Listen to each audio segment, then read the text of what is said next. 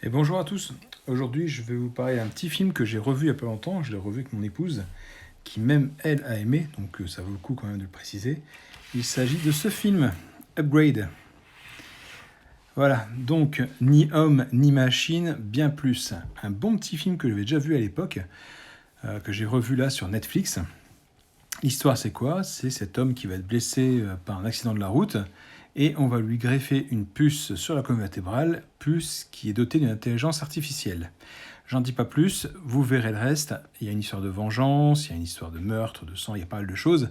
Un peu gore quand il se fait opérer, un peu gore même dans le film en général quand il fait des choses pas bien à des gens, on va dire. Je vais essayer de vous lire l'histoire. Là, je l'ai pas eu. Attendez, je reviens. Voilà, donc l'histoire. Après la mort de son épouse lors d'une violente agression qui l'a laissé paralysé, Gray Trace est approché par un inventeur milliardaire qui propose de lui administrer un remède expérimental qui va réparer son corps et améliorer les facultés. Désormais doté d'un implant fonctionnant l'intelligence artificielle, etc., etc. Le reste, je vous laisse le découvrir. Donc, c'est avec qui? C'est avec tous ces gens-là. Voilà, donc on ne les connaît pas forcément tous. On va s'intéresser surtout au premier, Logan Marshall. Voilà, hop. Logan Marshall Green. Son visage ne m'était pas inconnu, mais je ne savais pas d'où j'avais vu. Alors, en fait, il s'avère que je l'ai vu dans aucun de ses films. Prometheus, je ne sais plus si je l'ai vu Prometheus, il me semble que non. Il a fait Spider-Man Homecoming, il fait Jackson Bryce, le premier Shocker, bon, la voix. Mais surtout, moi je l'ai vu dans 24 heures chrono. Voilà, il fait le rôle de Richard Heller.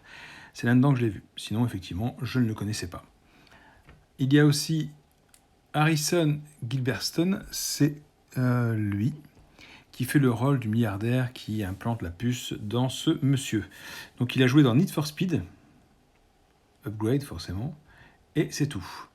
Alors, qu'est-ce qu'il vaut ce film? Eh ben, il vaut du bien, du bien, du bien, du bien. C'est un excellent film, mais, et ouais, il y a un mais, la fin est pas top.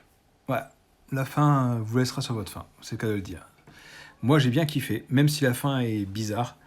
Je l'ai regardé avec ma femme pour voir si c'était moi qui avais trouvé que la fin était bizarre ou si vraiment c'était ça. Et effectivement, ma femme m'a confirmé que la fin nous laissait sur notre faim, qu'elle était bâclée.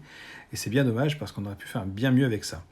Donc, une bonne histoire. Si vous aimez les films futuristes, parce que ça se passe dans le futur, si vous aimez les histoires de vengeance, si vous aimez aussi quand c'est bien gore, si vous aimez l'intelligence artificielle, il n'y a pas à réfléchir, hein, ce film est pour vous.